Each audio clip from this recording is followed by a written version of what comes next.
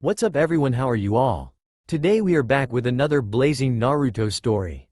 What if Naruto became the lover of goddesses and turned divine power into desire? If you enjoy, then please like, share and do comments. And also check the description to original creator of this beautiful creation. To the standard observer, a person with these characteristics would be seen as someone who is rather ordinary. Well, the people that would think along those lines clearly have never met Naruto Uzumaki. The only thing even close to being ordinary about him was his appearance, and even that was a little out of the ordinary. The three odd whisker-like marks on both of his cheeks threw the ordinary thing even more out the window. Granted, the fact that his entire body was encased in a strange-looking cloak of orange flames didn't really help with the whole looking normal thing. But hey, he was Naruto in Uzumaki. The problem with being Naruto Uzumaki at this current point in time is that if you were in fact him, then you were fucked. Well, not entirely, just really close. Gah! Came a slightly strangled cry from said blonde. Okay, now he was fucked. Yep, there was no getting away from it. It, in this case, meaning Kaguya. Why would he screwed for getting hit by a woman named Kaguya?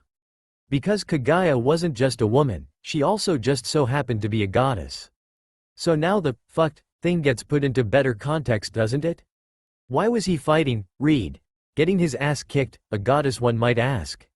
Well, there was a war, and some crazy people, and some fighting, then a lot of people died, then a different god showed up and killed more people. Then Kaguya came and here we are. For some reason I feel like someone just took a crack at over a year's worth of manga, anime releases.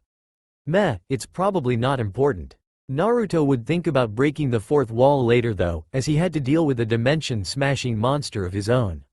Thankfully, he wasn't alone. Naruto, that jutsu, can you still use it? His teammate and current god fighting partner Sasuke Uchiha jumped down right next to him. Heck yeah, I can. I've practiced this jutsu more than the Rasengan. I know I can pull it off. He gained a confident look on his face as he turned towards his slightly emo teammate.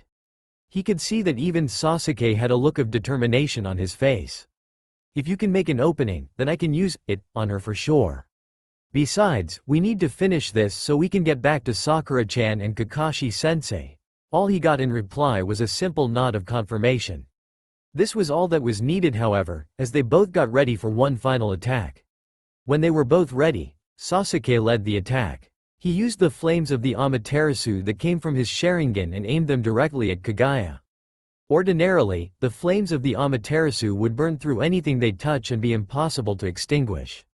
But alas, they were fighting a goddess. So flames did little more than provide a momentary distraction, but it was enough. This little distraction gave Naruto enough time to close the distance between him and Kaguya, and gave him the time needed for the creation of several Kage Bunshin. When the clones were formed, they surrounded Kaguya in a circle. What does he intend to do? Mother absorbs all chakra. Surely they have learned this by now? Black Zetsu mused to himself from inside Kaguya's sleeve. Sasuke just gained a very tired look on his face. He then closed his eyes and pinched the bridge of his nose with his thumb and index finger. Did he know what was coming? Yes did. Did he like the idea of trying to use it on an actual goddess? Nope, not all. But given the situation, he was willing to try anything. So that's why when he was knocked back by a powerful explosion that sent him flying over 50 meters, he lost all hope. He thought that Naruto had been annihilated. What else could he have thought? Big explosion, really stupid jutsu. All in all, it seemed like the kind of way Naruto would go out. But when he looked back at where the two were just moments before the explosion, he was shocked to see that they were both gone. Moments earlier, it probably would have worked too. Kaguya was still trying to comprehend what in the Sam hell had just happened. He was less than 5 meters from her, everything was set up perfect for him to land the finishing blow. Well, except that, in his haste, Naruto pulled a Naruto. And somehow managed to trip over the only rock in the entire world that Kaguya had created. So Naruto ended up flailing his arms around in panic, trying to grasp onto anything in an attempt to prevent himself from tripping. This also did not end well, as he ended up accidentally grabbing onto Kaguya while trying to steady himself. More specifically, he ended up grabbing onto her ass, but it didn't stop there. Kaguya, who was still partially in a daze from the last attack, reacted by trying to step backwards. This didn't end well for either party however, as Naruto had yet to fully get his balance back. So when she went backwards he went with her, albeit unintentionally. Due to the unexpected weight, Kaguya lost her balance as well. And then gravity took effect on the two combatants.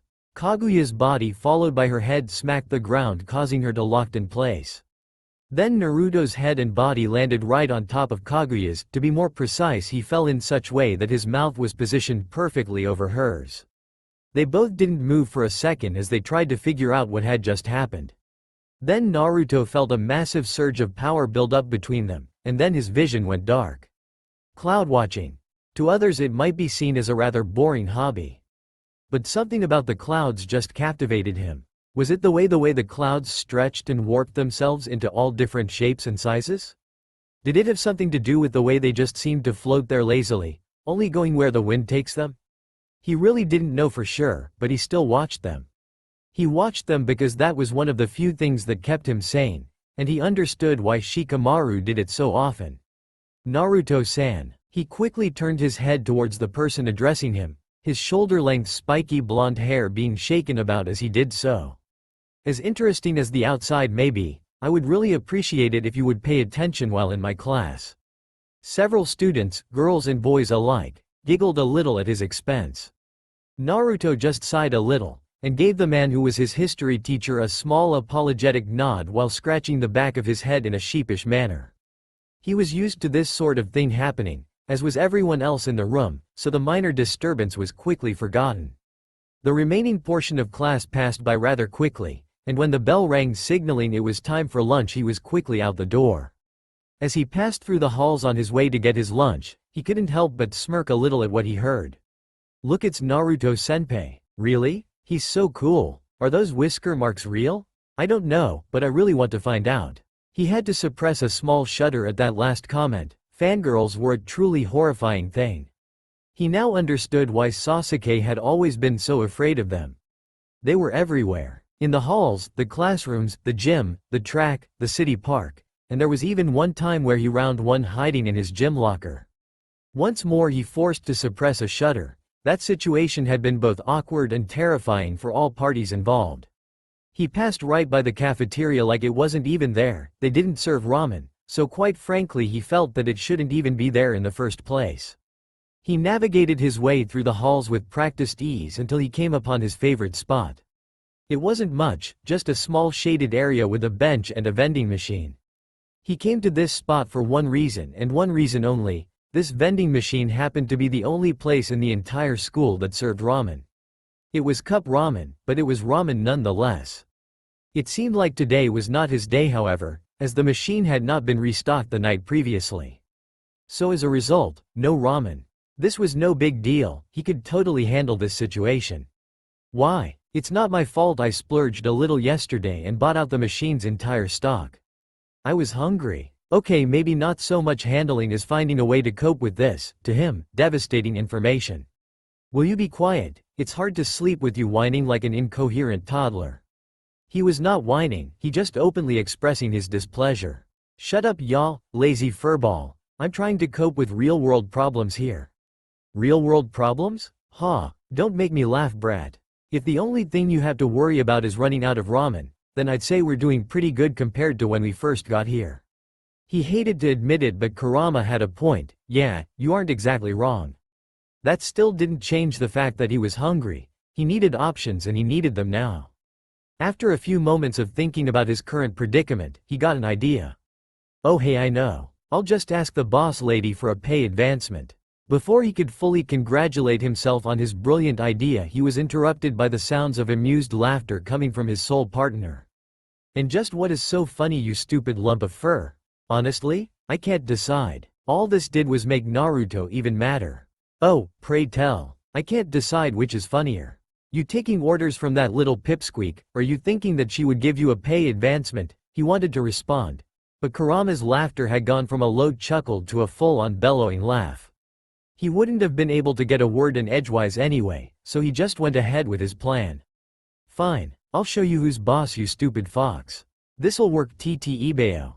He pulled out his cell phone and after finding the number labeled as boss lady, clicked call. This'll show that bastard who's boss. The phone rang for a few seconds before it was answered. What? Ah, always straight to the point. Yeah, I was wondering if. No, maybe he had misheard. I said no, you don't even know what I'm going to ask F. You were going to ask for a pay advancement, correct?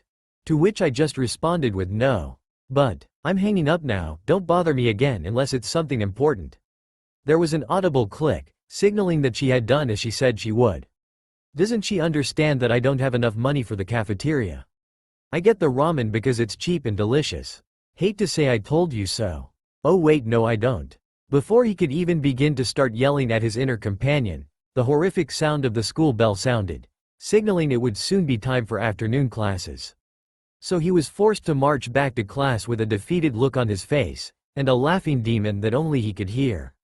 The rest of the day passed much slower than first half did. He contributed this to several factors. The first being his ever-growing hunger, and the second, that was pretty good brat. You showed me who was boss all right, and it's definitely not you.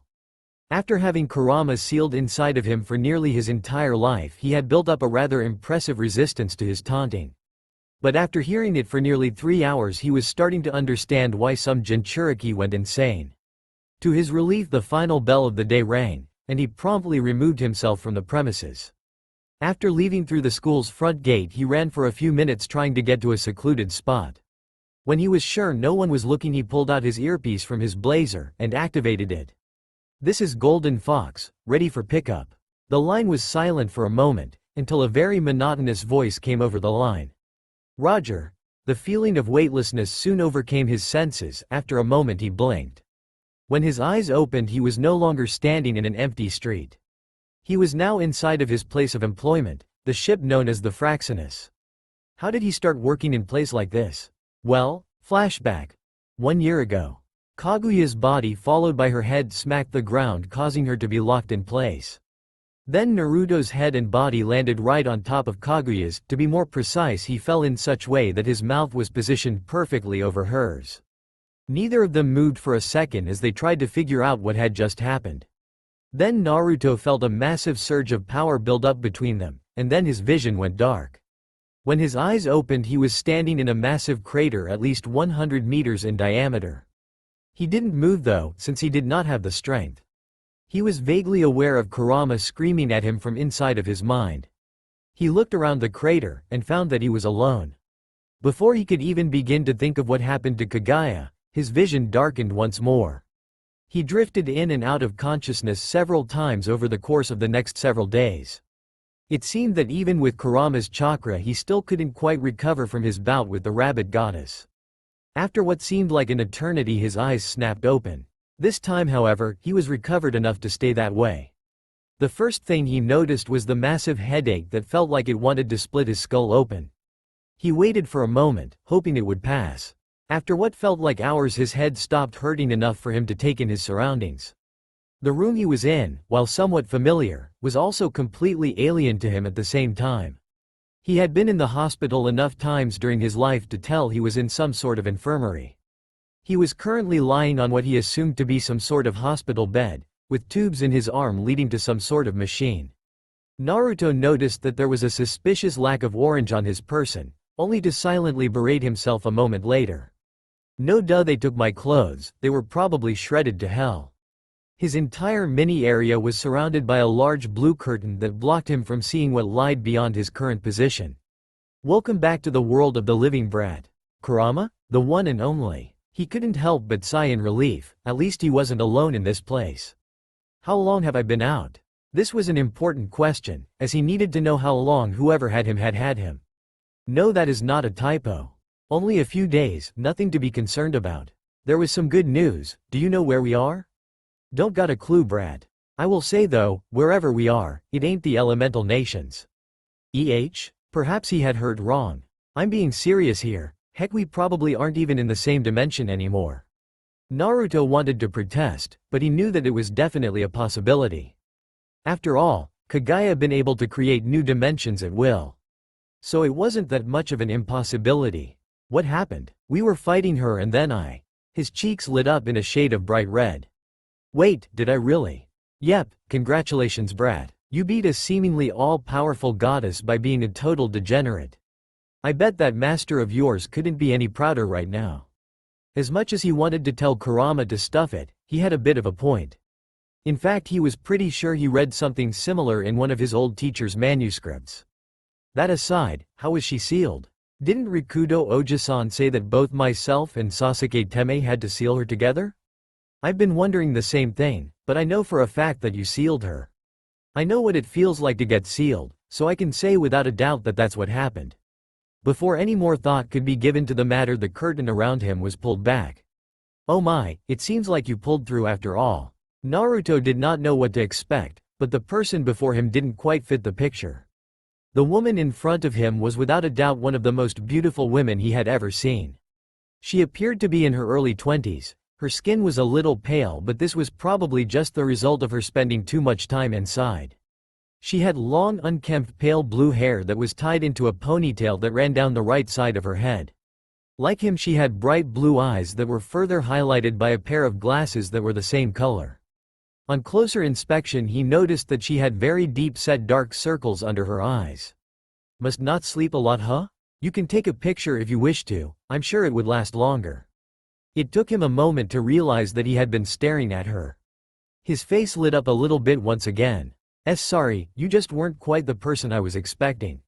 She tilted her head slightly to the right in a cute manner, all the while keeping a perfectly neutral expression on her face.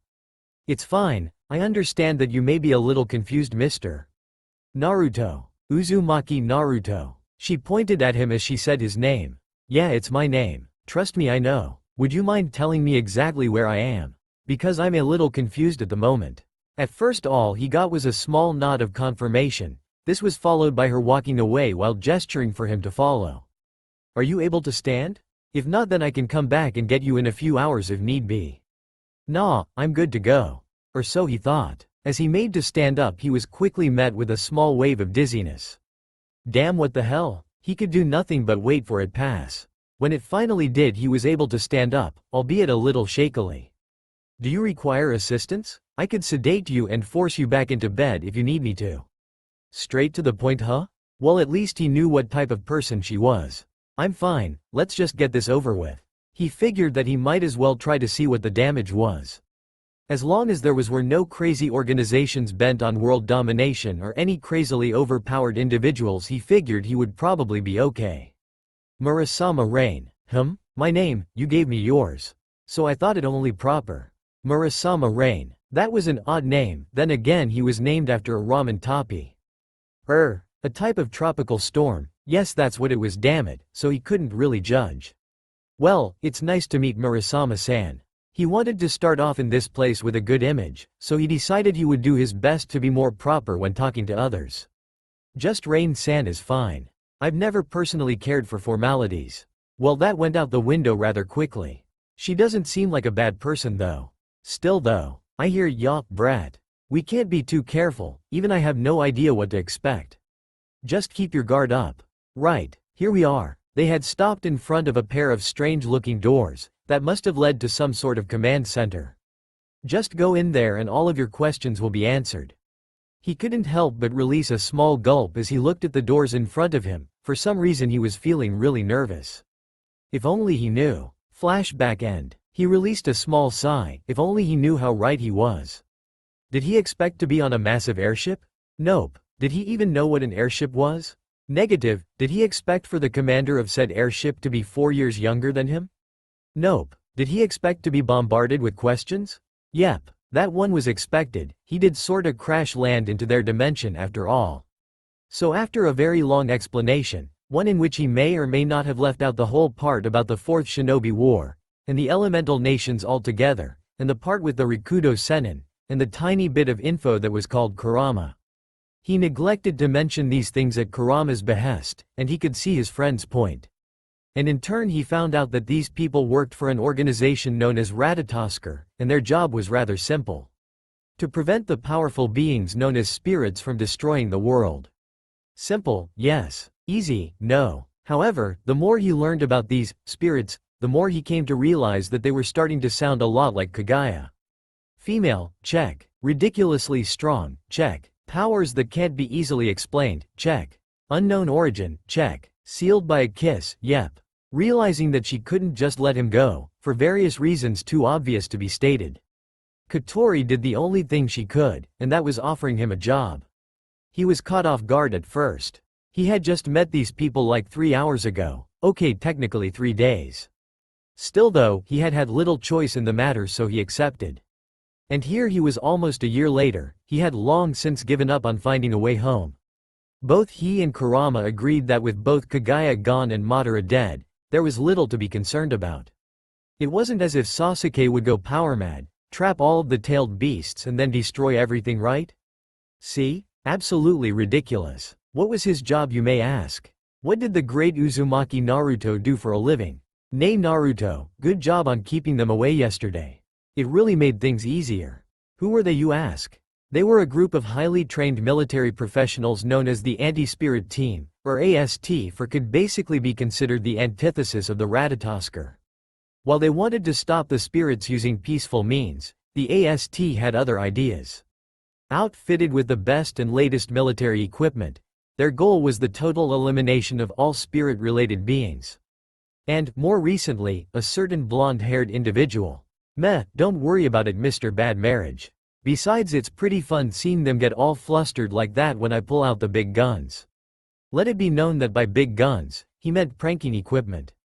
He would use anything he could think of. Smoke bombs, paint, water balloons, silly string, tar, feathers, spiders, venomous snakes. He liked to be over the top. And just about anything he could get his hands on. He fought them sometimes, yes, well, not really. Although there was the one time they almost cornered him, but thankfully he still had one extra rubber chicken on his person, so was fine in the end. Most of the time he would hit them with some sort of prank, varying in magnitude and seriousness. They would then, naturally, get very pissed off. Then proceed to chase him around while he taunted them about being too slow to catch him. It was a delicate balance, a fun one, but still very delicate. He knew for a fact that if they ever caught him he would be torn to shreds by the power of feminine fury. The problem was, they were getting closer and closer to catching him every time. Couple that with the recent increase in spacequakes that were taking place, well, even he knew that his luck would run out eventually. Suddenly the doors to the bridge opened up, and in walked the very person who he was looking for. He was about to walk up to her and give her a piece of his mind. He quickly noticed, however, that she did not look happy, so he decided he would postpone their conversation. Given the lack of smart-ass commentary from his tenant, he guessed that Kurama agreed with his decision. Karma must have really been feeling like a bitch today, however, because she called out to him anyway. Naruto. Her tone made it clear that this was an order, and not a request. Hi? Naruto did his best to sound like a man. Come on man, she's just a little girl. A scary as hell little girl. Yeah, that really doesn't make me feel any better. His inner conversation was cut off by said scary little girl. What's with you asking for tomorrow off, huh? Everyone else is working, so why can't you? Oh come on Katori-chan, it's just one day. That's right, appealed to her better nature. No, apparently her better nature decided to stay home today. What's wrong with one day? Besides, there hasn't been a spacequake in over almost 2 weeks. It's not like a spirit's gonna show up tomorrow or anything, right? He received a very stern look, and was afraid that she was going to say no. Fine, but if there's even the slightest hint of a spirit showing up tomorrow, you'll find yourself working double overtime every day for the next month. Got it? Even she had to admit that the blonde's work ethic was impressive. A day off wouldn't set them back at all anyway. Yes ma'am. He was feeling totally ecstatic. A day off for the first time in nearly a month. He just hoped his luck would hold out for one more day. He really didn't want that overtime. If that happened, he might start to look more Rain, and not in the good way. Why do I feel like things are about to get a lot more pain in the ass around here? Contrary to popular belief, Naruto wasn't a big fan of working hard. True, when it came to things like going on covert missions or training, he worked his tail off. But when it came in the form of having to constantly deal with the powers of female righteousness, he wasn't opposed to slacking off a bit. He was still supposed to be at school, of course, but he hated dealing with minor details like that. You sure this is okay, brat? Even if you do have the day off, I still don't think we should just slack off the whole time. Naruto was currently walking down the street while carrying a few grocery bags under his arms. Peeved. I don't even want to hear crap like that from you in the first place. All you do is sit inside that cage of yours and complain all day. And when you're not doing that, you sleep. You have like the ultimate lazy person's lifestyle. Hey, I'll have you know that I only sleep for 19 hours a day now. I used to sleep for months, hell maybe even years at a time. As far as I'm concerned, you should be honored that I stay awake as much as I do. Naruto waved his hand dismissively. Hi, Kurama-sama. I feel so overjoyed that you take time out of your obviously busy schedule for a being so insignificant as myself. Something about the sarcastic tone that Naruto used really pissed him off. If it had been anyone else, superpowered seal aside, they probably would have been torn limb from limb. But it was just Naruto, so he would let it slide, for now at least. So he simply returned to his highly important job of taking a nap, all the while grumbling about little blonde pieces of shit. Naruto was broken from his sleep by a sound he knew all too well. The sound that he hoped wouldn't be heard by anyone for at least a few more days. It was the sound of a spacequake alarm. Maybe if I stay inside and pretend I didn't hear it, then nothing will happen. I'm not that lucky, am I? Not even a little bit. Kurama answered him without even the slightest bit of hesitation. Before he could come up with a good excuse for staying inside, he heard another sound. This one coming from his pocket. Shit, it's probably Kotori. You ready for a month straight of overtime? 'Cause I know I am. Shut the hell up. How was I supposed to know that this shit would happen today? Face it, brat. You are screwed. So we might as well head out and have some fun with those hot babes with the exhibitionist issues. I'm not going to dignify that with a response. You're right though, we might as well. It's a good thing I stocked up on caramel topping and orange peels. I'll probably have to give it my all today. Do I even want to know what you plan on doing to them, that stuff? He thought for a moment while putting on his shoes, before answering just as he walked out the door. Nah, not really. Did you come to kill me as well? Her deep lavender eyes bore heavily down into his own deep brown. Shido had hoped he would never have to see a spacequake in person. Hell, he hoped that there wouldn't even be another one ever again.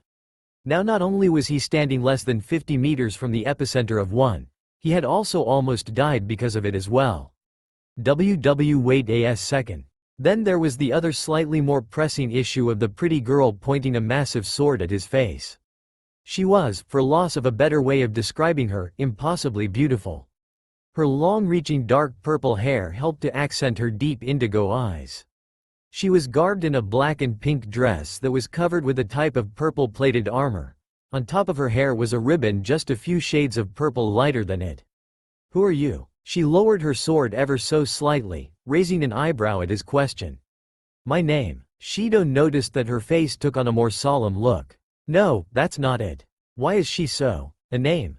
I have no such thing. His eyes widened a little at her statement. She said it so matter-of-factly.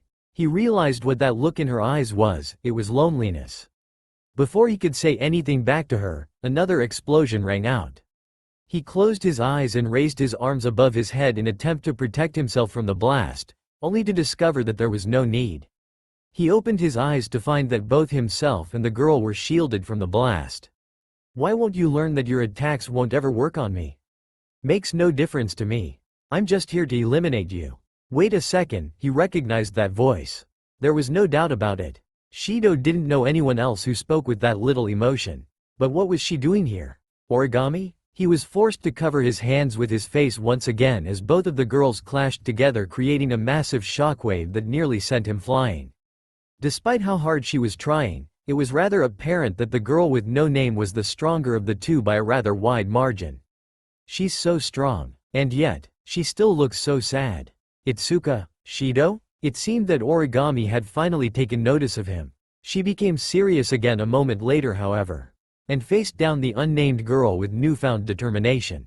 They charged each other once again, and just before they collided, Shido felt a hand on his shoulder. As the explosion rang out across the street, Shido prepared himself for it, only to never feel a thing. He opened his eyes to discover that he was currently on top of one of the smaller buildings overlooking the area where the spacequake had taken place. Phew, I may be pretty fast, but even I have to admit that was cutting it a little close. Shido turned to discover the person who had prevented him from getting caught up on the explosion. Yu Uzumaki-senpai? This was getting really weird. First he met a really pretty girl who almost killed him, Then he ran into Origami, who also almost killed him. And last but not least, he was apparently just saved from being turned into something that would have resembled an exploded pumpkin by the most popular guy in his school. Hee yo. Naruto offered him a small two-handed salute, before sighing once again in relief. Shit, that was really close. I hope Katori doesn't get angry at me for showing up a little late to the party. It's your own damn fault. If you hadn't forgotten that stupid fanny pack of yours, then we could have stopped her from interfering. Hey, sorry for not being perfect. I forget things, okay? And it's not a fanny pack, it's a side satchel. There is a huge difference. Right, of course there is. Smart ass. Uzumaki-senpai, could tell me what's going on here? Naruto was quickly brought back to earth by the sound of Shido's voice. Right, sorry about that. He put his hand under his chin in thought for a moment. Katori should really be the one to explain this to him. How about this then? Naruto listened for a moment before nodding in approval. He then turned back to Shido while trying to suppress a smile. Sue, how do you like your new girlfriend? Shido's eyes widened. He then pointed to where the crater was. Do you mean that? Naruto nodded with a grin on his face.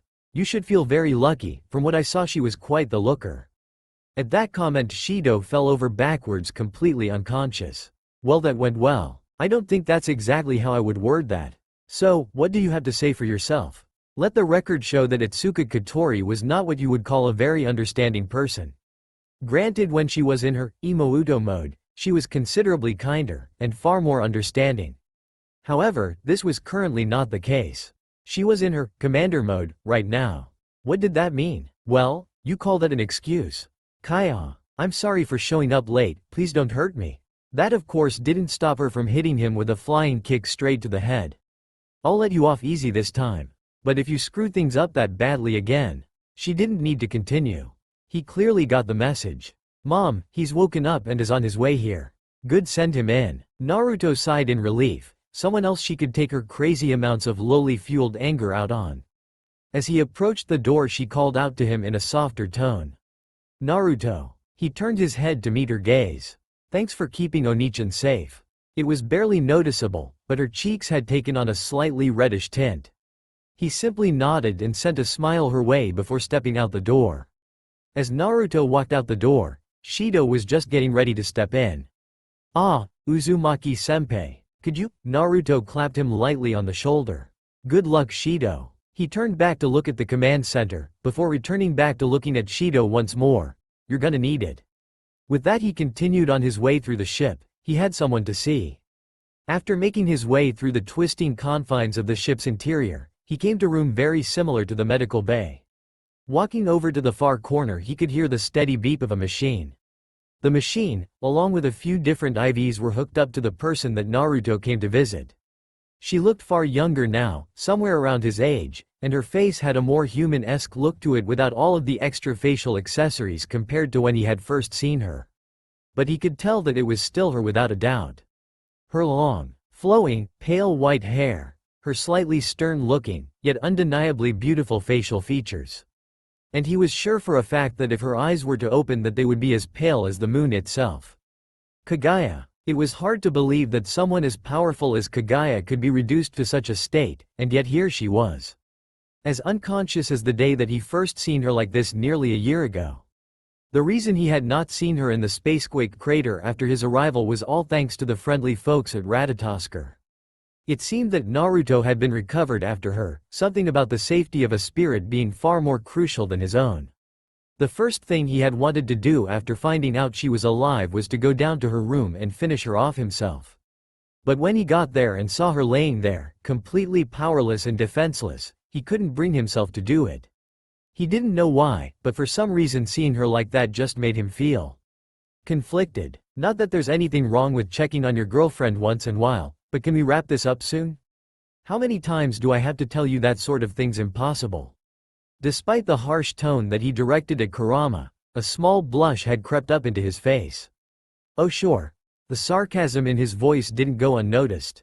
Still, at least the first girl you actually kissed was a hot one. Oi, she was not the first girl I ever kissed. I've kissed plenty of other people before. Let's do a checklist then, shall we? The emo kid again. The one chick who just wanted to suck out your soul. Yeah, unless I missed one, that's it. None of those count. Ah shit. Well, I'll just leave you two alone then, shall I? Sometimes he really hated that stupid fox. I did it. Ah, the sounds of accomplishment. If only this poor soul had actually accomplished something. Seriously, this is just sad. How is this guy supposed to make a girl fall for him if it took him that long to beat that game? On easy, nonetheless. You and I beat it in half the time, and that was on hard. I don't know, but I'm sure that Katori has a plan. She's the boss lady for a reason, you know. Since the only known way to seal spirits was to make them fall in love with the person sealing them, Katori had suggested that Shido learn how to make a girl fall for him. Of course, Shido had been on the same amount of dates that Naruto had, meaning 0, so Naruto suggested the next best thing. Dating sims, and a lot of them. That's the one thing about this place that is way better than back home. Naruto nodded sagely at Kurama's words. Yep, even I have to admit that those games are a little addicting. This grew a scoff from his partner that made Naruto raise an eyebrow. What? You, that's what? And what have I done to deserve your criticism of all things? You're a total hypocrite, that's what. I was there when you played that entire stupid visual novel from start to finish in one setting. It wasn't for that long. You played for over 30 hours straight. Face it, without me you would have gone blind a long time ago. It's not my fault that it was such a tragic yet beautiful love story filled with relatable and likable characters. It was stupid, the drama part didn't even make sense. And the first heroine was a total slut. You leave Miyako-chan out of this. We done? Yeah, we should probably stop. Naruto sighed from his seated position on top of the Otsuka household. He looked at his right hand and closed his eyes, concentrating his internal energies. The chakra in his body swirled to life, albeit the protests his body was making. After a minute, some of his chakras swirled to life in the form of blue spiraling ball located in his right hand. He could now do the Rasengan one-handed with ease, or so it seemed. The beads of perspiration and the deep-set frown that formed on his face told a slightly different tale. The Rasengan was one of his most simple techniques, and yet it was nearly all he could manage. Still not much luck, huh brat? Naruto's frown seemed to deepen even further, making him look generally depressed. Nope, I can actually do the technique now. But it leaves me too drained for it to be used in a prolonged fight. It's definitely out of the question when we deal with the female rage demons too. How are things on your end? Suddenly Naruto was no longer sitting on the roof, he was instead standing in what appeared to be a sewer-like area. He took a few steps forward, and was suddenly standing in front of a massive-looking cage. This was the cage that was used to hold Kurama for the first years of his life. And now the doors to the cage were standing wide open. The problem? Kurama still found himself unable to move an inch, and he looked rather unhappy about it. I'll take that as a no. Kurama's entire body sans for his head and a part of his right front leg were encased in solid stone.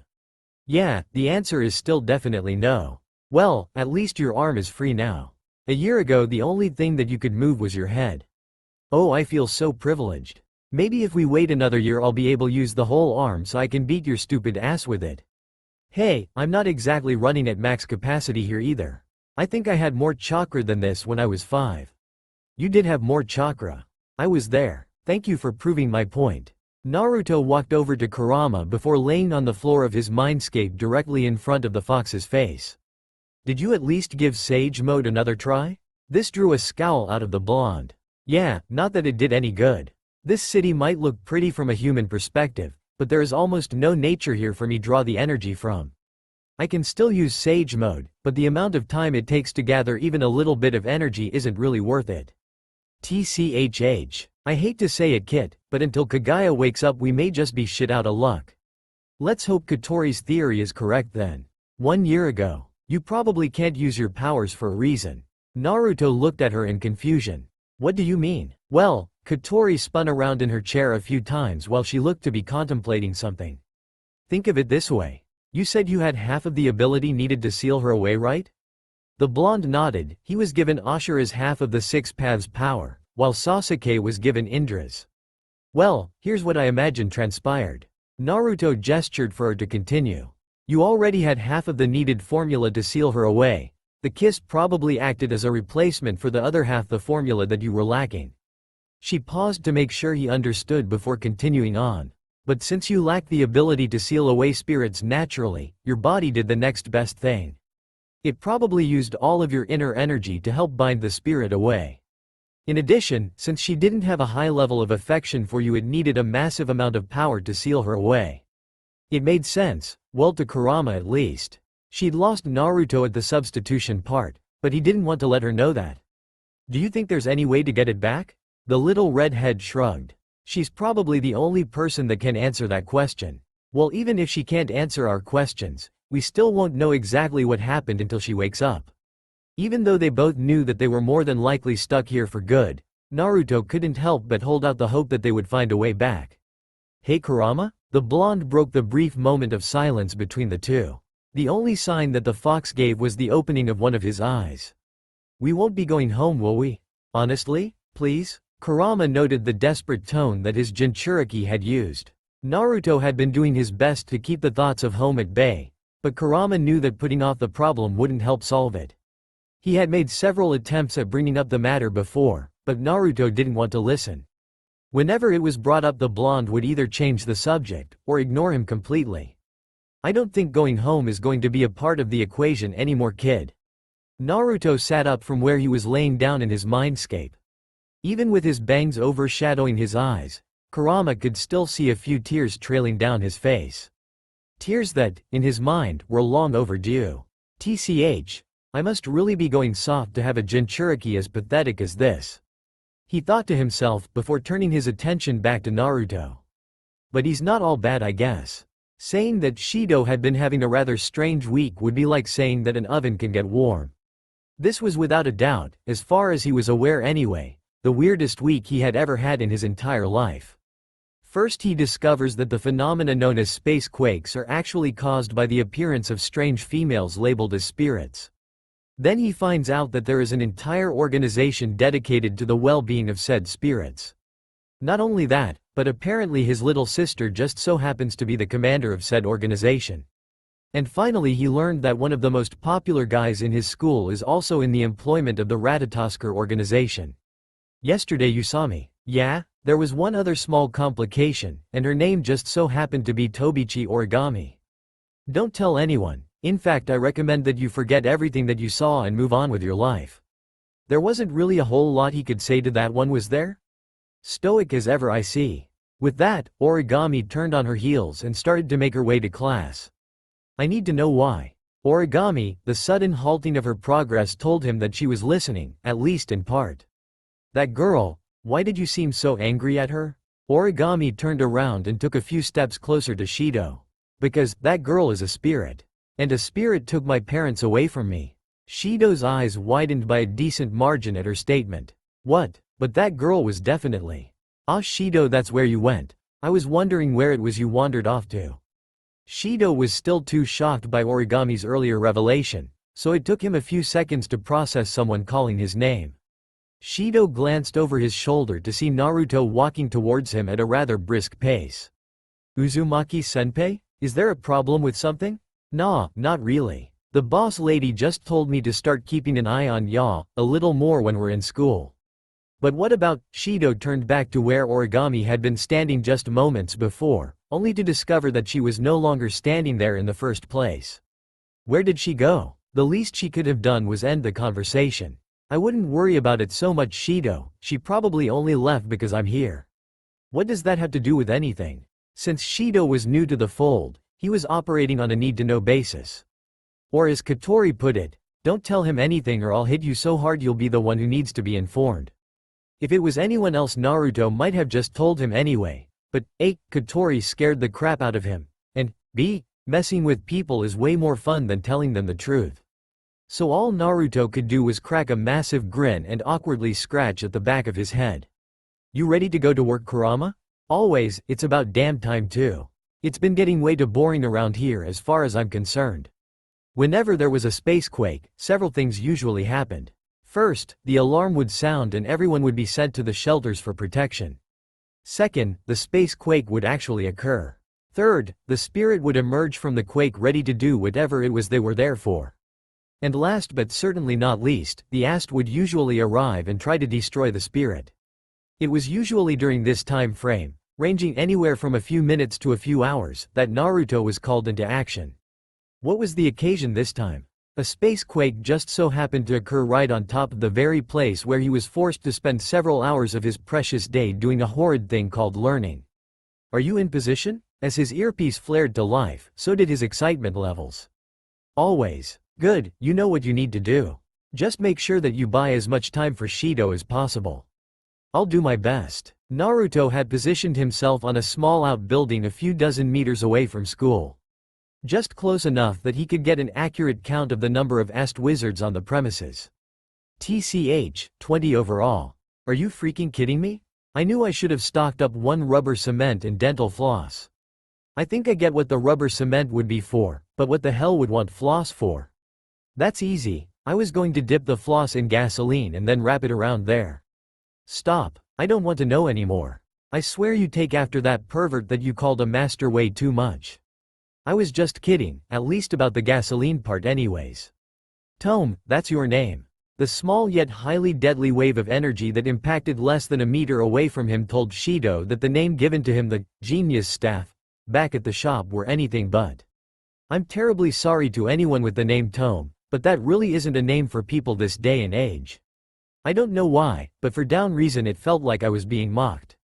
The rather pointed look that the girl was sending him told him that she was being serious. Ha ha ha ha, seems like that brat has his work cut out for him. No kidding. Naruto, and by extension Kurama, were listening in on Shido's attempt to converse with the spirit. Needless to say, it could have been going better than it was. Holy shit, that was close. Naruto was forced to bend his body at an awkward and as a barrage of gunfire came inches away from carving him to pieces. Focus, brat. I'm not going to die here and now just because you got a little distracted. Would you like to try? Another barrage was sent his way, this time containing both regular gun and missile fire. Naruto back-flipped off of one of the side buildings and landed on top of a storage shed and managed to avoid them yet again.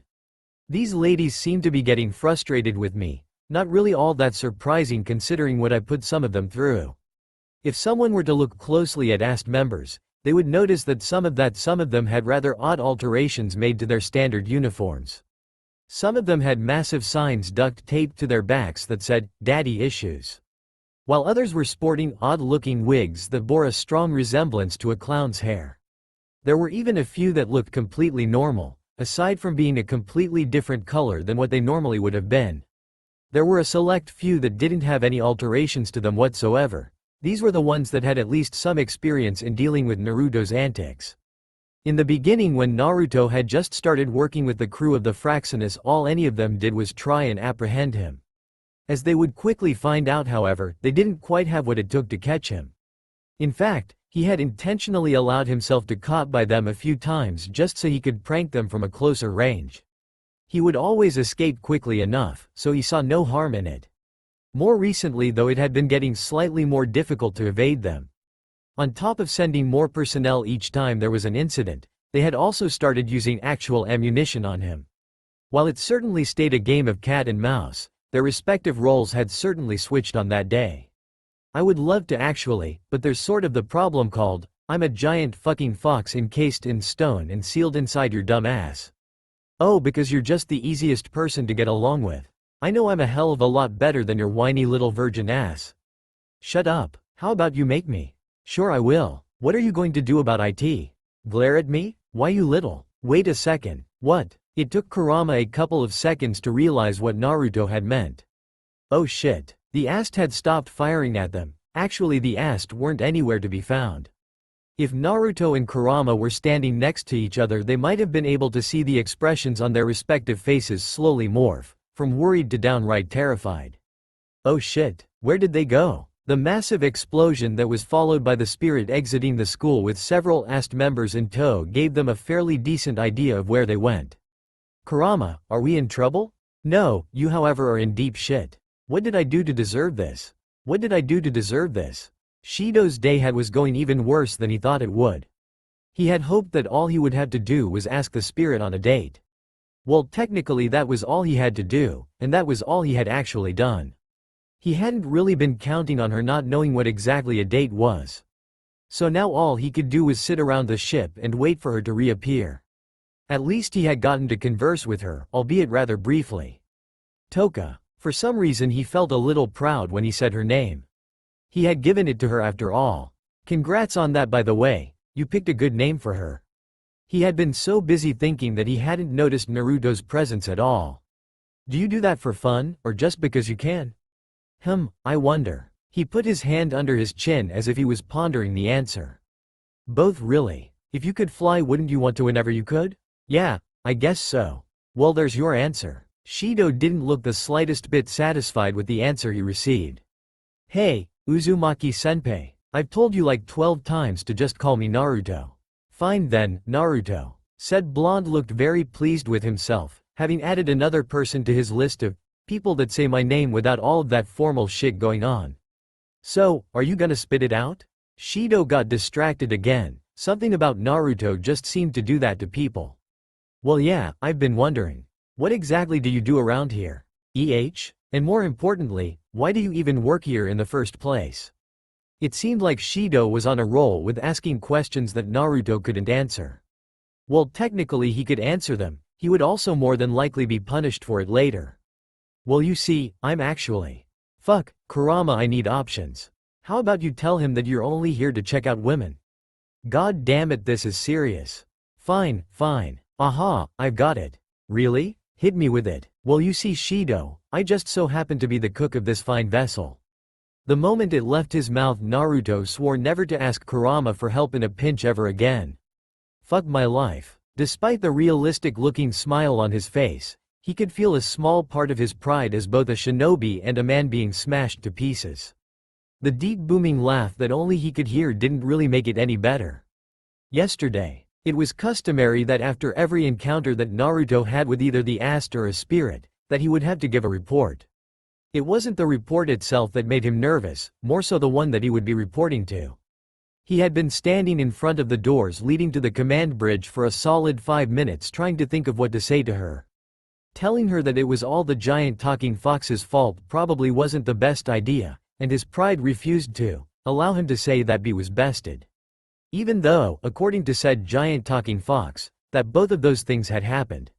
It doesn't matter anyways, I guess. Better just face the music. Gek. The sound of the air leaving Naruto's lungs filled the room. Seconds after he had opened the door, he was met with a dropkick that was powered with the force of 1,000 angry little sisters. Our resident blonde was sent flying back into the hallway from whence he came.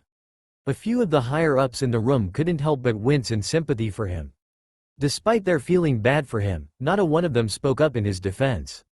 Lest they be next. Oh god, that wasn't very comfortable. Naruto was now back on his feet, and slowly making his way back through the door. That may not have been the best idea, however, as right as he walked back through the door his body was nailed full on by a chair that was sent rocketing towards him.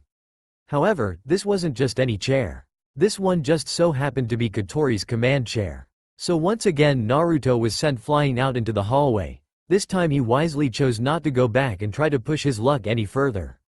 Matter-of-factly, he chose that point to leave the ship and give his scary boss lady some time to cool off. He was going to give it a week just to be safe. That was still really painful. I thought that thing was bolted to floor. How did she even pick that thing up in the first place? Never underestimate an angry little sister. Now that was definitely an understatement. It has long since been proven that even a full-sized army can't muster enough power to stop a little sister when she gets angry. Shido. That was right, he supposed he let Shido down a bit as well. He hadn't bought near as much time as he was supposed to for him, and it made him feel more than a little guilty. Shido. Geez, I get it already, Kurama. Stop making me feel like such a jerk. Kid, that wasn't me. Then who was it? He didn't usually talk to Kurama out loud given that his earpiece was usually in, but he had recently taken it out to avoid getting his ears screamed out. And he wasn't planning on putting it back in for a while. Shido. Looking below where he was perched on the school building, he saw something that nearly caused him to do a double take. Sure enough, the young man in question happened to be down there.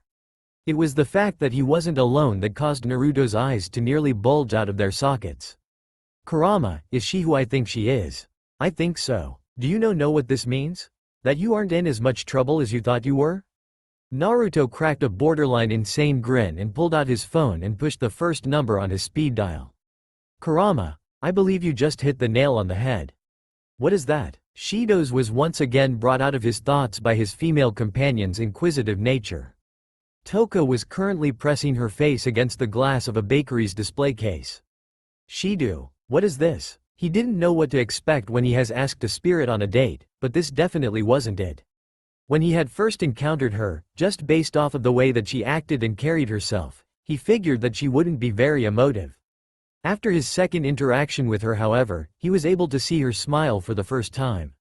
That moment helped him to realize that she might not have been quite as imposing as he thought. Good luck out there, Shido. Shido nodded towards the cashier as he was walking out of the bakery with his prize. Thanks Uzumaki-senpai, I'll try to do my best. Shido stepped outside to see his female counterpart practically in tears due to hunger. Here, take this. He would have face faulted if the object that he was holding wasn't so important. The supposedly all-powerful spirit was drooling like a small child at what he had in his hand. That better not be poisoned. Judging by the expression she was wearing, she would have eaten it either way. It's not, now eat it already. Shido placed the bread in her hand and ran back into the bakery.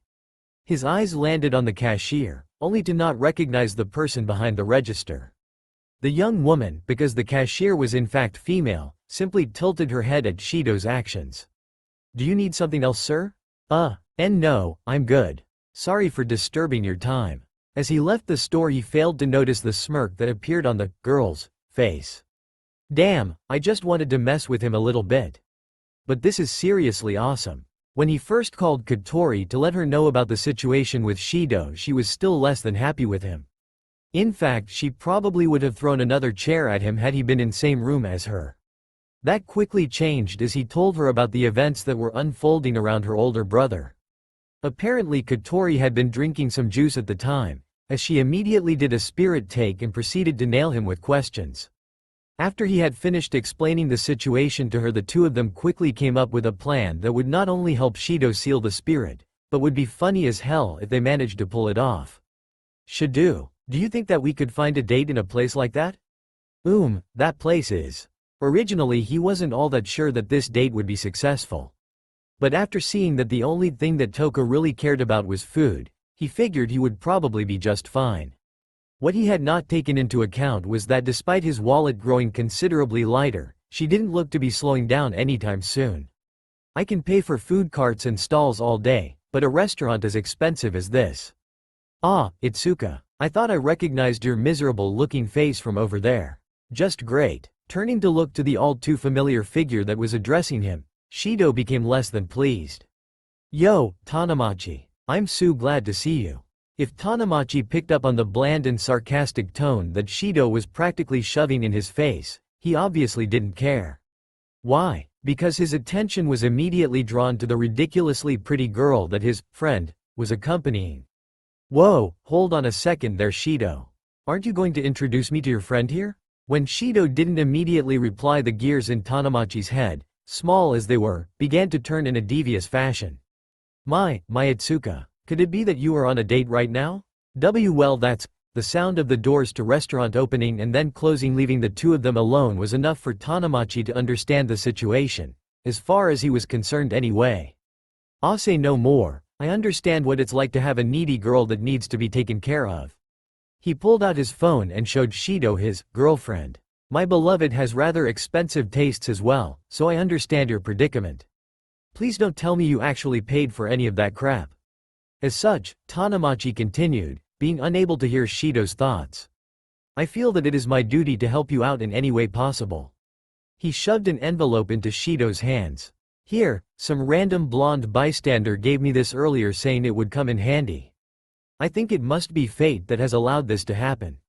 With that, Tanamachi walked away, leaving Shido to wonder what exactly had occurred. Blonde bystander? Naruto's face appeared in his mind for just a moment, before he quickly dispersed the mental image. Nah, there's no way it's him.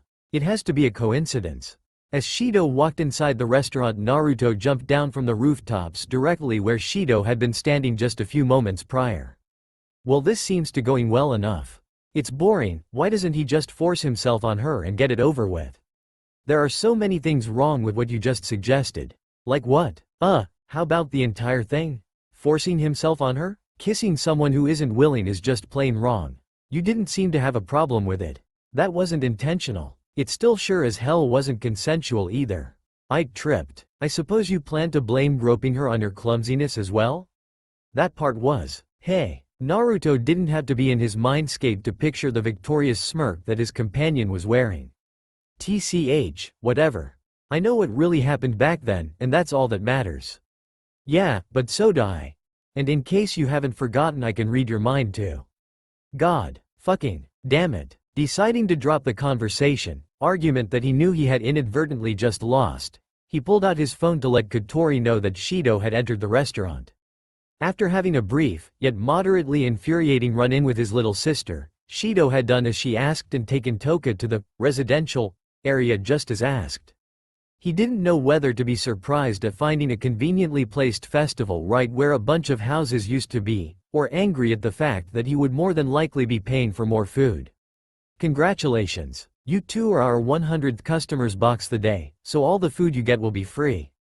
At that, Toka's eyes lit up and Shido breathed a silent sigh of relief that his wallet wouldn't be broken. Shido, let's go to this one first. See her point to a stand that was serving taiyaki. He was given no choice but to follow after her. The first thing that Naruto noticed about this date was that, aside from eating and walking together, they really weren't doing very much. It more so looked like Shido was just sort of an escort for a very hungry princess. Alright then Kurama, let's go shake this thing up a bit. That's more like it, kid. What do you have in mind? As Naruto told Kurama of his plan, the two of them agreed that was a rather ingenious idea. And the aforementioned fox demon even went so far as to call Naruto not a complete idiot. Making sure to stay out of sight of the two, do they count as a couple? They're on a date after all. Nah, guys go do things with girls all the time. Just because they go on dates together doesn't mean that they have to be more than friends. What do you know about going on a date? For once Kurama was glad that part of his arm was free. Now he could facepalm whenever his container asked a stupid question. Just shut up and do what you were planning on doing in the first place. Right, sorry. Sneaking behind and around the food stalls while keeping out of Shido's line of sight was rather easy. Whether that was due to Naruto's shinobi training or the former being distracted could be put up for debate. Finally arriving at his destination, the blonde stepped inside the stall from the back and went about putting his brilliant plan into action. First he put on a chef's hat and apron and quickly went to work setting things up so that they would go just right. Now let's see here, where did I put that extra strength silly string? Ah, here it is. Right next to the gaffer tape and the pliers. Naruto, does this have something to do with little Miss Jealous over there? Yep. I've been able to sense her negative emotions since around the time that this little train wreck began. I'm guessing you plan to stop her from calling in the cavalry, so to speak. Yep, I've actually already set something up that will take care of her for the time being. But I want to make sure I've got enough surprises in store for any of her mecha exhibitionist friends that come along. Uzumaki-senpai? What are you doing back there? Apparently Naruto had failed to realize that Shido and his spirit companion, Date, had unintentionally snuck up on him. Thankfully years of paying a little bit of attention every once in a while in class back at the academy, and his perverted old teacher's lessons about lying saved the day. Oh you know, just taking stock. The blue net was sending him a rather flat look, but that did little to wipe that massive grin off of his face. Of what? Shit, he hadn't planned that far ahead yet. Damn you Shido, for being the only person in the history of 2D to ask the dreaded follow-up question. Apparently only paying attention, some of the time, isn't a very effective learning strategy. What are you doing here? If by here, he meant behind the counter at one of the food stalls, then Naruto had absolutely no idea what was wrong. Inwardly though he was thankful that Shido hadn't pressed him more, he wasn't sure that he could take any more of Shido's twisted mind games. Am I not supposed to be here, Shido? Everyone else you've ran into here has been a part of the Ratatosker organization. Why would I be any different? Well, I guess that makes sense, kind of. Naruto's plan was going exactly, you guessed it folks, as planned. Shido felt Toka pull on his sleeve, in an attempt to gain his attention. Are you not having fun? Wah? He didn't know what he was expecting, but it certainly wasn't that. I've been having a lot of fun going around and eating all of this food with you. But Shido hasn't looked happy the entire time. So that made me start to wonder if maybe I'd done something wrong. Shido instantly felt terrible. It wasn't Toka's fault that he was feeling a little used right now. Well, actually it technically is, but I can't fault her for something like that. Sorry about that, Toka. I promise I'm not mad at you or anything like that. She looked a little relieved, but still appeared a bit nervous. You're having fun? Absolutely. Shido replied back immediately. You're sure? 100%. Are you really sure? I really am. Are you sure you're sure? I'm completely positive. Apparently he gotten his point across, as Toka gave him a smile that could light up a bottomless pit at the bottom of the ocean. She then proceeded to grab Shido's hand, which managed to invoke quite the blush on the already embarrassed teen, and dragged him away to go eat more food. Are you crying? Shut up, I just got something on my eye, that's all. And I'm the Rokubi.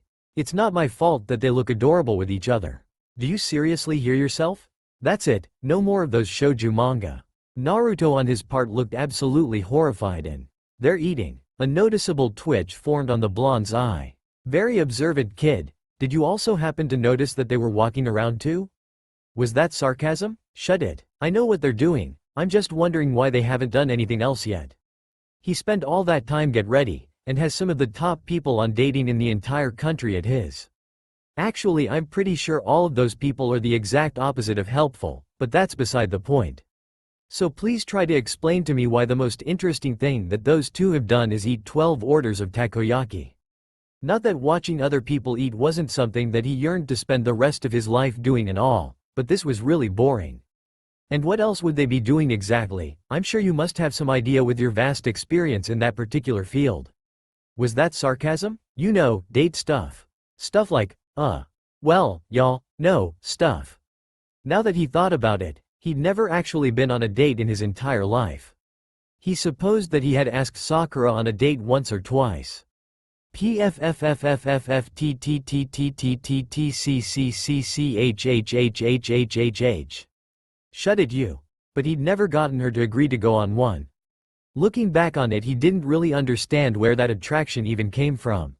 She was loud, annoying, wouldn't take no for an answer when it came to her crush and…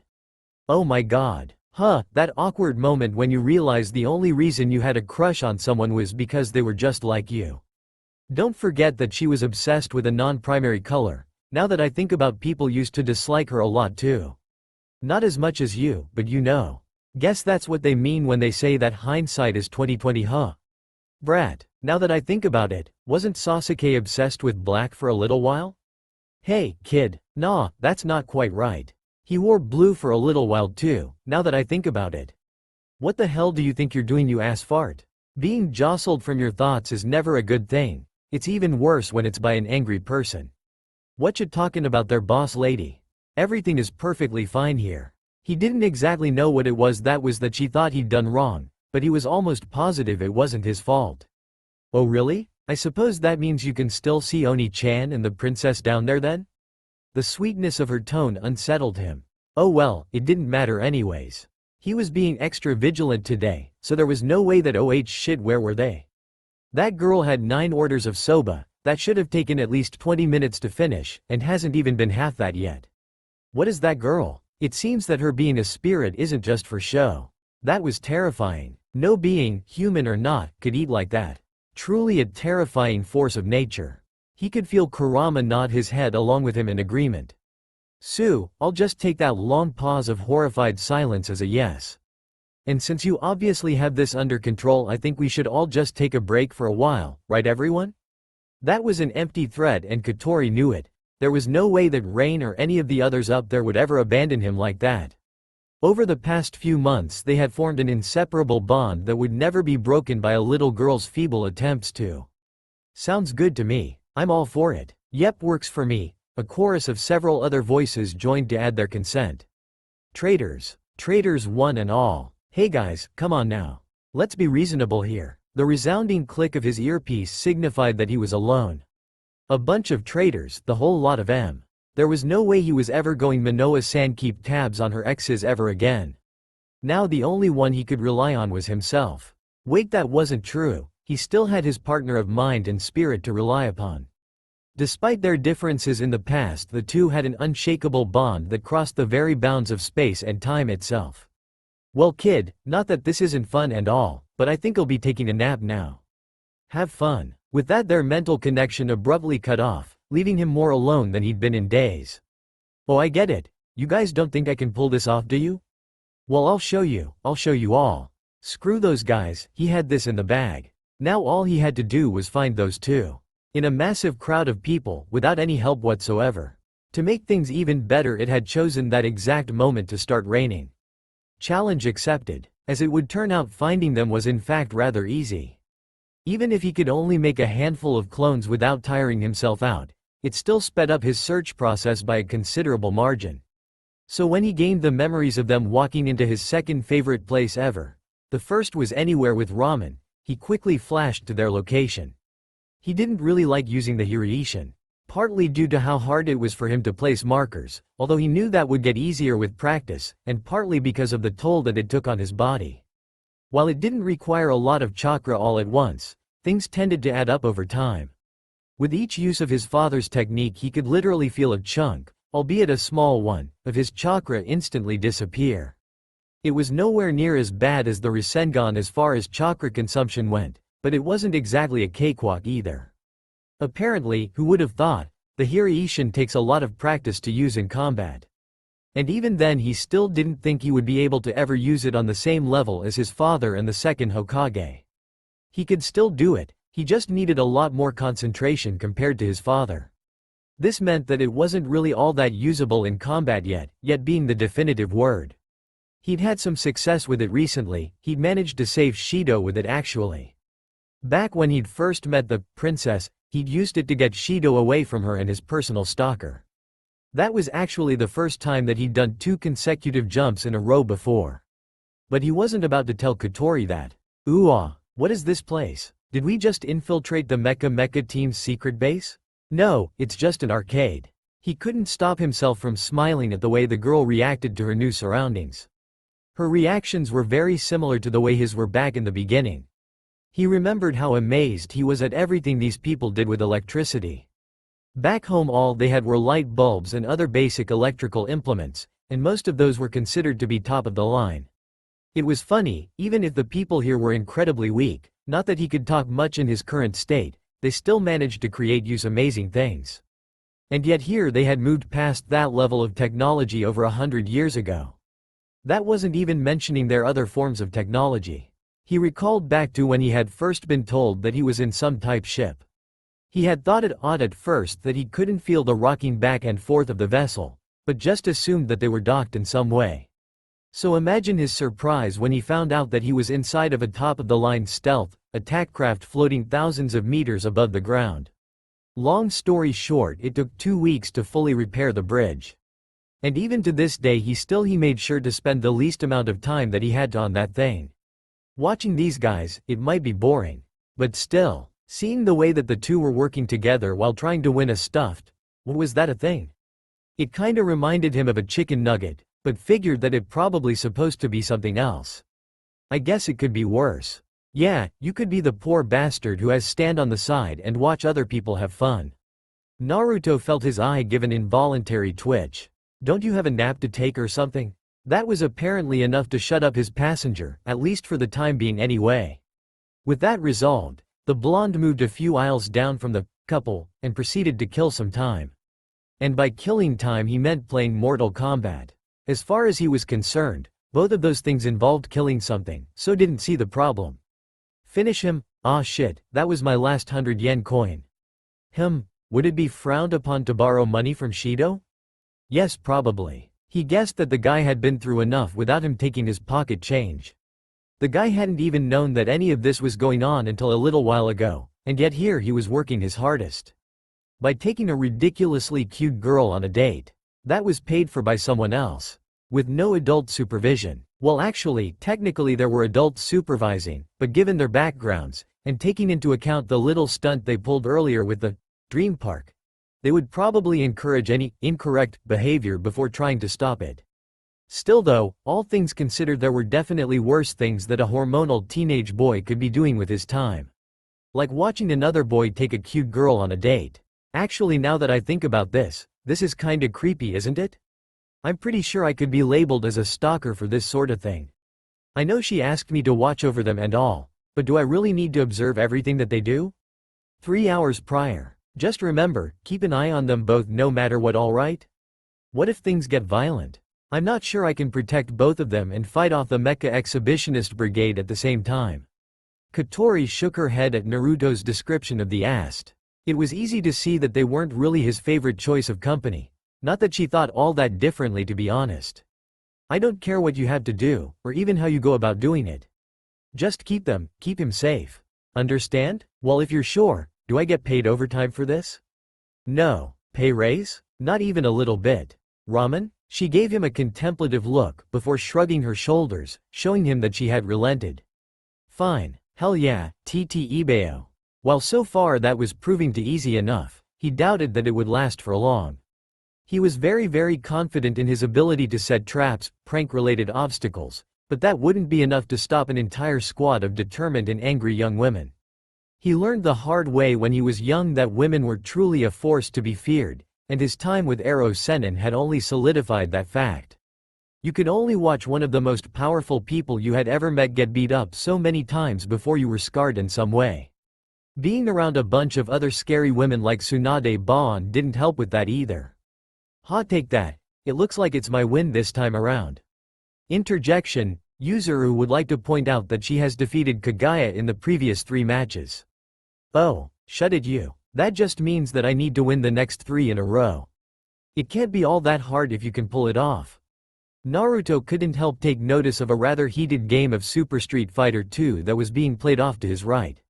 Or to be more precise, the 2 girls who were playing the game. At first he thought someone else had learned the Kage Bunshin, because the 2 girls were practically identical to one another. He quickly dismissed that possibility on further observation, however, as he noticed some subtle differences between the 2 girls. That quickly led him to the conclusion that the 2 were related in some way, sisters more than likely. The girl on the left had bright orange hair. That's awesome. That cascades down her front into 2 separate curls that go down to just past her shoulders.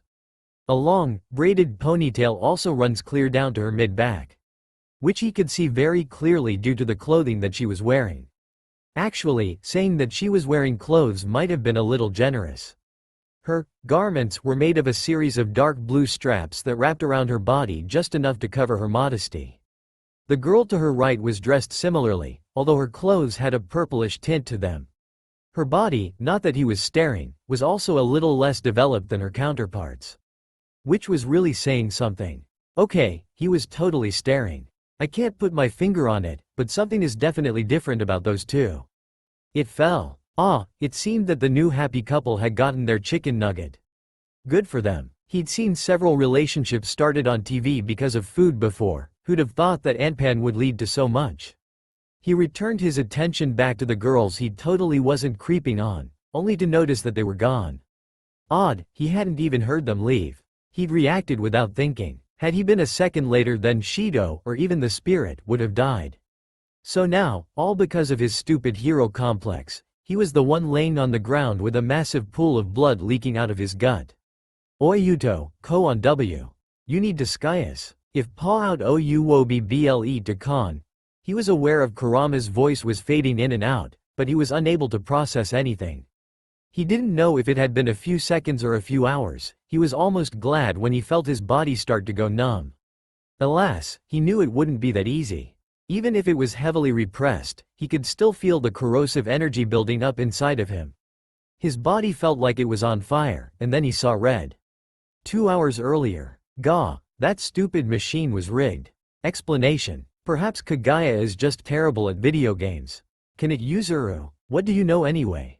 As the now identified Yuzuru opened her mouth to retort, she was silenced by a hand from counterpart. Never mind, I don't need the opinion of someone beneath me. The more stoic of the 2 raised an eyebrow at her sister's retort. Reminder. Yuzuru would like add that she is now ahead of Kagaya in the rankings. A smirk made its way to her face, just as a mortified look made its way onto Kaguya's. If Yuzuru remembers correctly, then I am currently ahead of you at 93 wins and 92 losses. That's because these sorts of challenges are below my standards. We haven't been doing anything serious enough to warrant my best effort. That was a lie and they both knew it, But Yuzuru would humor her sister, even if only a little. Question: what would Kagaya consider to a challenge worthy of her time? As far as Yuzuru is aware, neither Kagaya nor myself have missed any categories in our competitions. She couldn't think of anything. Heck, they'd even made a competition about who could come up with a better test. She'd lost that one actually, but that was beside the point. Kagaya, for her part, wasn't faring much better. There had to be something that they could fight over. The two sisters slumped down, almost lazily, onto the back of an advertising sign overlooking the arcade. While Yuzuru decided to bide her time by taking a nap, Kagaya took to looking around at the people going about their daily lives below them. It wouldn't be the first time that she had found inspiration that way. The rain had cleared up a few minutes prior, and a mass of people had flooded the streets again. Not that it made anything more exciting. This place was starting to get boring for her, and she had no doubt that Yuzuru felt the same way. Soon they would go and find somewhere else to continue their seemingly never-ending spree on competitiveness. Just as she was about to suggest that they go somewhere else, something caught her eye. "Excuse me." "Yes sir, I apologize. My bad. Move it or lose it lady." "Hey, watch the goods pal." From her perspective it looked like a large box with various oversized knickknacks was walking through a crowd of people, and bumping into everything in its path. She was just able to make out a mop of something blonde and spiky poking over the top before it turned around a corner and out of her sight. Usually she wouldn't have cared in the slightest about something so insignificant. But the level of boredom she was facing was on par with watching a grade school Christmas concert, and she hadn't even been to one of those. "Nay, Yuzuru. I'll be right ba." Instead of the usual unemotive state that her sister's face seemed to be permanently stuck in, she was greeted to another sight. A soft smile rested on her sleeping face, a sight that Kagaya so very rarely got to see. A smile made its way onto her face as well, albeit a much sadder one. Despite everything that she might do or say, she really did care about her sister, even if she could never show it. Even now, the only times she ever saw her sister smile was when she was asleep. Quietly, so as not to wake her, Kagaya hopped down from their rest spot and quickly chased after the box with hair. Hopefully she would be back before Yuzuru woke up. Despite being delayed by her sister's small display of kawaii, she still was able to catch most of the way up with the box. Only to see it turn into a small side alley and completely disappear from view. She rushed after it, so as not to risk almost losing it again. Luckily for her the box, and its carrier, had stopped about halfway through the alley. She couldn't get a very good look at the person, now easily identifiable as a male, due to him having his back turned. He had set the box down and was rummaging through it, all the while mumbling to himself like a madman. If she had been anyone else she might have been worried about approaching a guy like that, but she wasn't a spirit for nothing. She confident that she could handle anything the world threw at her. "Anno, excuse me." That seemed to get his attention, as he stopped digging through the box and turned his head slightly as if finally registering her presence. She moved to take a step forward.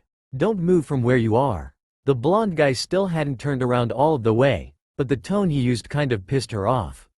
"Oh really, why shouldn't I? Are you going to stop me?" Let it be known that she was not one to be ordered around. Might have had something to do with her not having anyone charge of her. "You don't understand, you really shouldn't move from that spot. I don't know where you were planning on going, but you should change it to back the way ya came before something bad happens." Kagaya felt her eyebrow twitch. Who the hell did this guy think he was ordering her around like that? So, while looking the guy directly in the only eye she could see, she moved her left leg forward one step, and waited. "Well, I moved. What are going to do, Abu?" She suddenly felt a pair of strong arms close around her pull her out of the way of something. What was that something? One of the greatest enemies of people with weak stomachs, ranch dressing.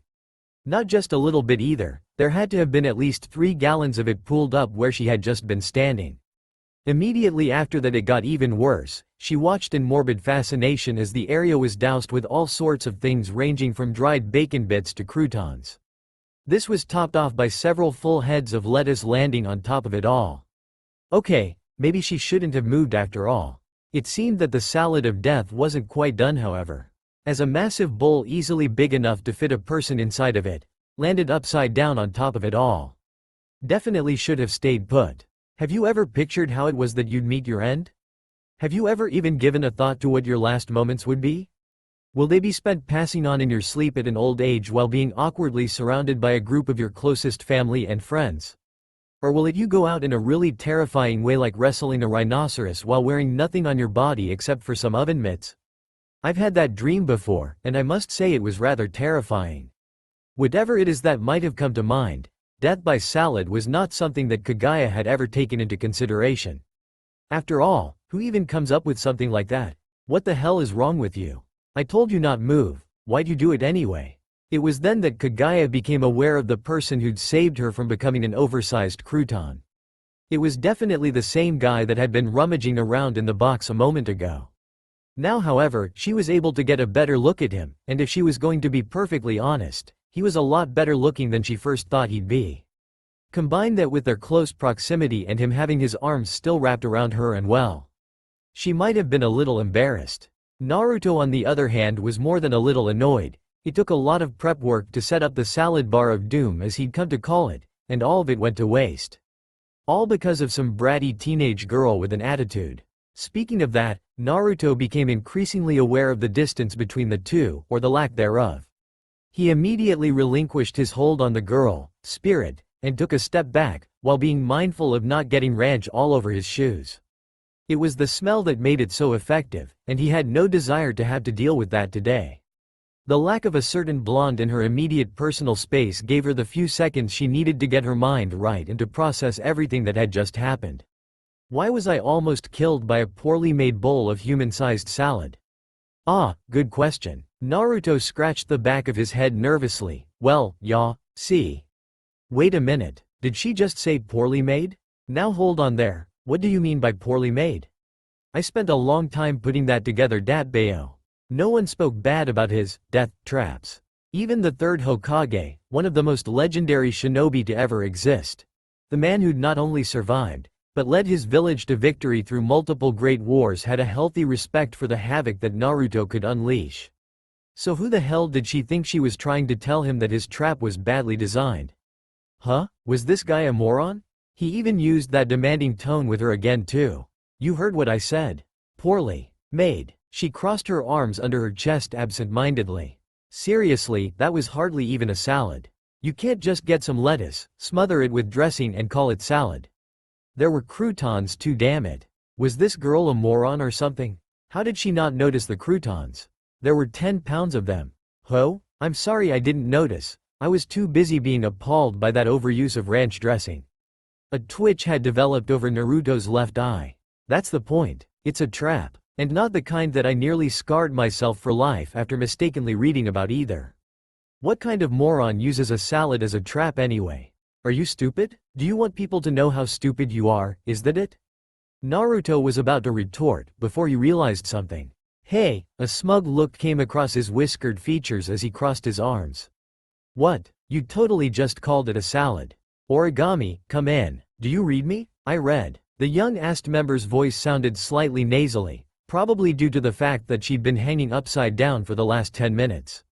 Immediately after having escaped from the previous trap, she was then promptly drugged through a pool of some sort of resin and flung at the wall on the opposite side of the alley so that she resembled a bug stuck on a windshield.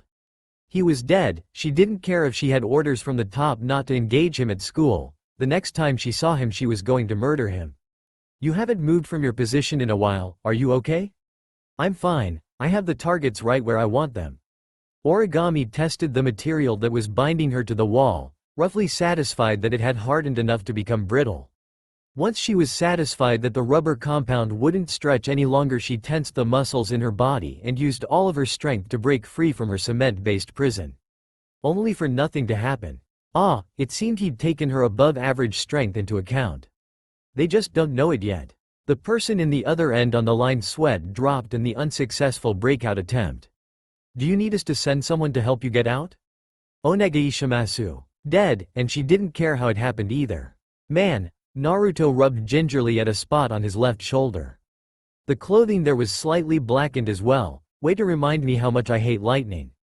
From what little I observed, it seemed like you were quite deserving. Naruto glared at, well, he couldn't actually glare directly at Kurama due to him being outside of his inner world at the moment, but he knew that he could tell when he did it all the same. Not helping. I wasn't trying to. Why couldn't he ever meet any normal girls, like ever? Either they had the power to blow up entire cities, tried to turn the entire population of your planet into mindless drones, or flew around using. Actually, he had no idea how exactly the combat suits that the Ast used even worked in the first place. It was probably explained to him at some point and he just wasn't listening. Not that it really mattered, they could be using pixie dust for all he cared. Speaking of which, how have none of those meatbags been aware that there was a spirit just randomly walking around the city? Shouldn't they have been able to detect the materialization? Not necessarily. Naruto absently watched as the date seemed to be nearing its end. Both Shido and the princess had reached the massive viewing deck that overlooked a good portion of the downtown area. The setting sun had started to cast a faint orange glow in the mid-evening sky, and it was clear that things had been going well for two of them if the smiles were any indication. Don't forget, she didn't cause a quake when she manifested this time either, and none of our sensors picked up a thing despite her being right here in front of us.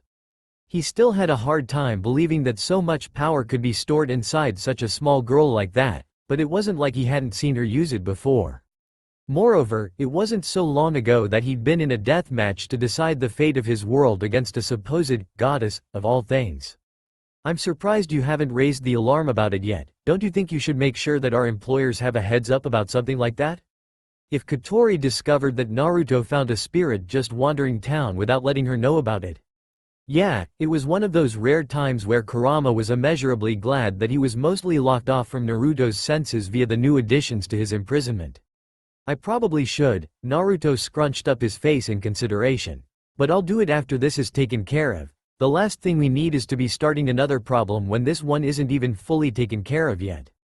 That was one of the most intellectually sound things to ever come out of your mouth. I'm actually impressed. Screw you too. Naruto switched his earpiece back on to get a better understanding of how things were going. Anything exciting on your end there, boss lady? The channel remained silent for a few seconds, before Naruto eventually heard a tired-sounding sigh over the line.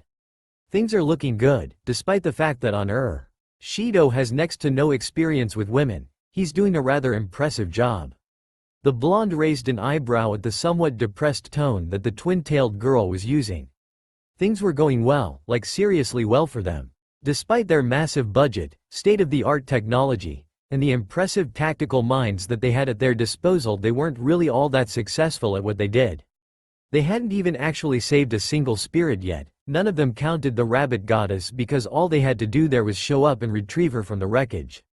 Not only that, but they had to rely on outside help, from a high school boy at that, to actually get results. Even if they all took orders from a 13-year-old schoolgirl, that was still a sore spot for a few. Yes, both he and the rest of the command chain were aware that they were all very dysfunctional, but that didn't mean that they didn't have their pride, damn it. Except for Kawago, that man was just sad. You doing okay up there, boss lady? You sound irritated. The redhead released another sigh as she firmly massaged her temples. She could feel another headache coming on. Why that was she wasn't quite sure, however.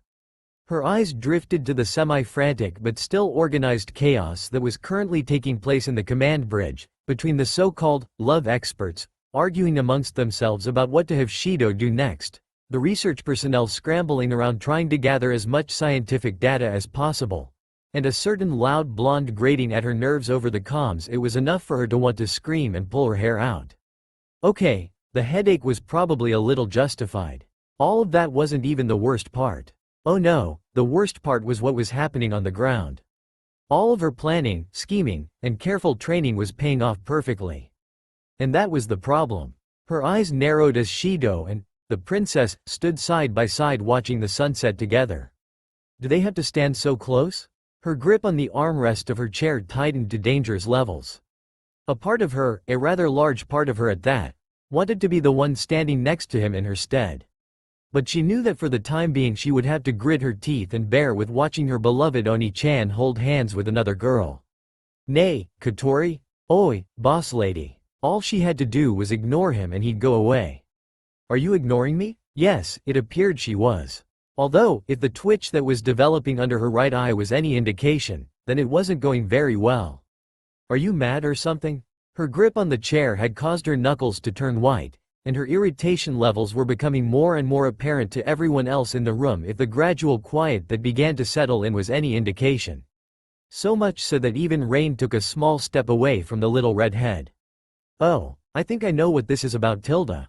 Oh, he'd better not go there. You aren't jealous that he's paying attention to another girl or anything, are you? She could hear a few suppressed chuckles come from around the room, and could easily picture the annoying grin that he was probably wearing on his stupid whiskered face. Look, if it makes you feel any better, I'm sure if you asked he'd take you out on a date any time. She squeezed down even harder, breaking her armrest into pieces. Alright, that's it. She'd had enough, it was driving her insane. Now listen here you. She was cut off by flashing of warning lights on the scanning systems, as well as the massive column of dark red energy that enveloped the entire observation deck.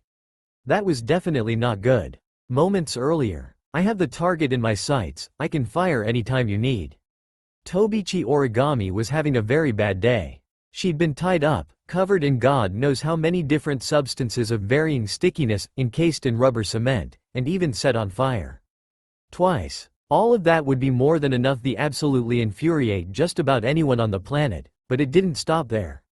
For the icing on her proverbial cake of misery, she had to stand by and watch the future father of her children. It was going to happen, he just didn't know it yet, make goo-goo eyes at a monster in human skin. Don't make a move just yet, continue your observations. The superiors want to see where this leads. It would be leading to a bullet between the eyes of a certain something if she had anything to say about it. She would have an itchy trigger finger in this situation even without having to deal with hours of harassment from target number 2, so it was safe to say that she would pull the trigger on a moment's notice. Huh? We can fire? Alright. Did you hear that, Origami? Take your shot. Wind speed, nominal. Distance, adjusted for. Target. Her eyes narrowed even further in disgust at the sight of humanity's greatest enemy trying to play it being one of them. Dead. This is for mother and father. And with that, she pulled the trigger. Toka, look out. Shido charged forward and pushed the spirit girl away from her current spot as his instincts screamed at him to move. What are you doing? Toka landed unceremoniously on her backside as Shido prepared for nothing? Shido blinked a few times in confusion as an incredulous look appeared on his face. Well, what was that for, you big jerk? Toka was glaring up at him from her position on the ground. Well, the brunette stood there for a moment at a loss for words. Huh, why did I do that exactly? That's all for now. If you enjoy this video, then please like, share and do comments.